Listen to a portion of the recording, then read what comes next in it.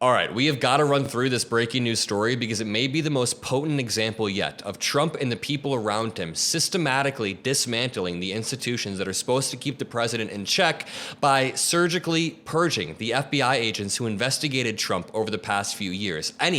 Any FBI agent involved in these investigations will be purged from the FBI, and it's a strategy to consolidate power by, number one, silencing dissent, and number two, bending the institutions to his will, filling them with loyalists, because if Trump learned one thing from his first term, he doesn't learn often, but if he learned one thing, it's that he needs to surround himself with loyalists because people who have been working in the government for years don't like to see him undermine our democracy. So I want to break this down because it truly is an important story. Make sure you drop a like. Make sure you watch till the end to help boost this video. And this new Associated Press article reads, Trump administration moving to fire FBI agents involved in investigations of Trump, AP sources say. And this is out the back of a lot of scary things Trump has done over the past few weeks. Before we read this, did you guys hear that Pete Hegseth, on his first day, stripped Mark Milley of his security detail and ordered investigations into his conduct? Just think about this. Trump has spent the past year or two relentlessly putting a target on Mark Milley's back, despite Mark Milley spending 45 years of his life serving our country in every capacity until he worked up to the highest level a military officer can be. Yet Donald Trump has been putting a target on his back, calling him a traitor, saying he's a terrible, woke human, even though I don't know, what does woke mean to Donald Trump? Mark Milley is not woke by any definition. And then after putting a target on Mark Milley's back, Trump gets power and strips away his security detail. That is incredibly scary. And it's another example that loops perfectly back to Trump trying to dismantle any institution that could stop him, anything that would be in his way.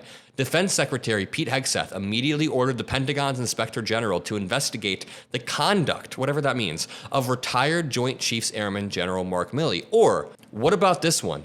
Trump, on his first day in office, or maybe it was second day, ended Fauci's security detail and says he'd feel no responsibility if he was harmed. It's the same thing with this.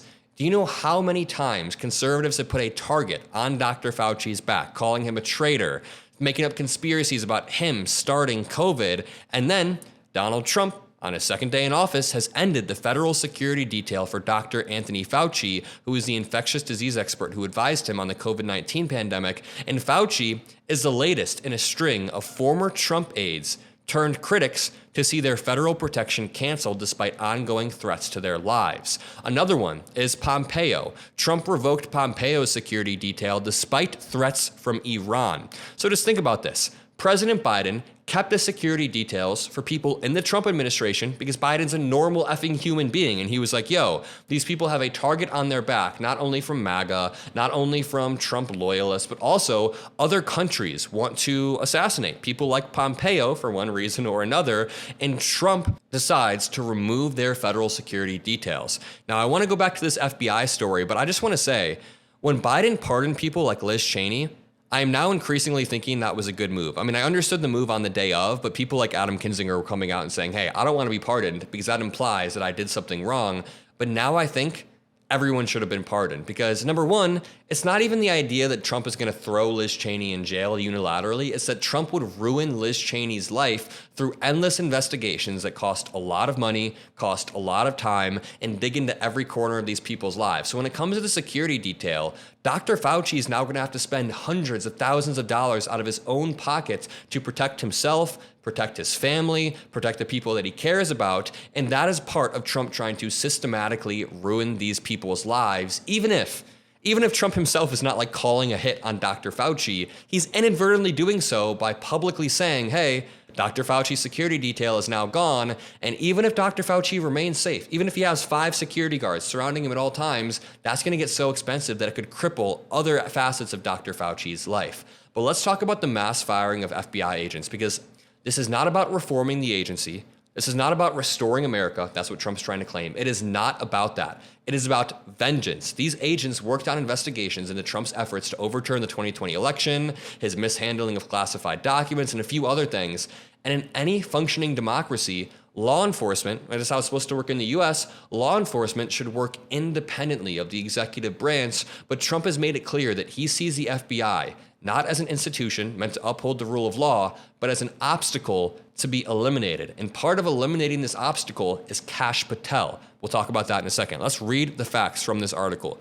The Trump administration officials are moving to fire FBI agents engaged in investigations involving Donald Trump in the coming days. Two people familiar with the plans said today.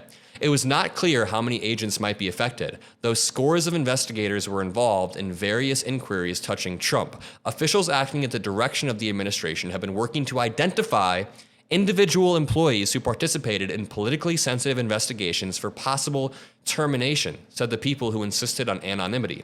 The terminations would be a major blow to the historic independence from the White House of the nation's premier federal law enforcement agency and would reflect the Trump admin's determination to bend the law enforcement and intelligence communities to his will. It's a part of a startling pattern of retribution waged on federal government employees following the forced ousters of a group of senior FBI executives earlier this week, as well as a mass firing by the Justice Department of prosecutors on Special Counsel Jack Smith's team. That's also why I brought up the security details being removed, because I think that is another prime example of Trump waging retribution. It is another prime example of this pattern. The FBI Agents Association called the planned firings, quote, outrageous actions by acting like officials are fundamentally at odds with the law enforcement objectives outlined by President Trump. Quote, dismissing potentially hundreds of agents would severely weaken the Bureau's ability to protect the country from national security and criminal threats, and will ultimately risk setting up the Bureau and its new leadership for failure. You know what this reminds me of? The unintended consequences of doing these things. Or you can argue that they are intended, but I would argue that Trump does these things for his own personal gain, not caring about the unintended consequences. I have a few good examples from the past week. First of all, when Trump ordered that freeze on federal grant funding and all of the Medicaid portals went down, that is something that I'm sure his team didn't telegraph. They weren't aware that that was going to happen.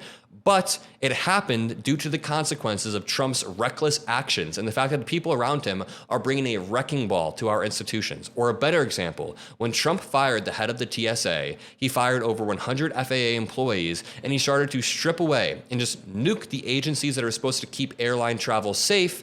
And then a week later, an airplane and a helicopter collide, which was incredibly tragic. That is another consequence of Trump's actions. I mean, we're hard for anybody to predict. If you would have asked me a week ago if we would have had a crazy domestic airline accident, I probably wouldn't have believed it. I wouldn't have understood what would have led there.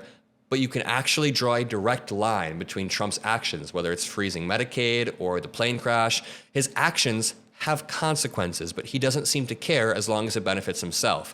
The FBI and Jack Smith's team investigated Trump over his efforts to overturn the 2020 election and his hoarding of classified documents at his Mar-a-Lago estate in Florida.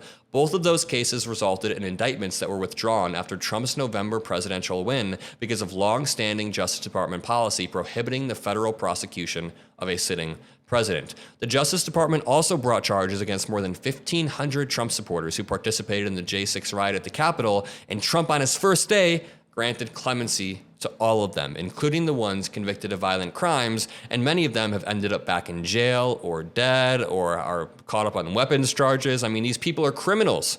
They're criminals.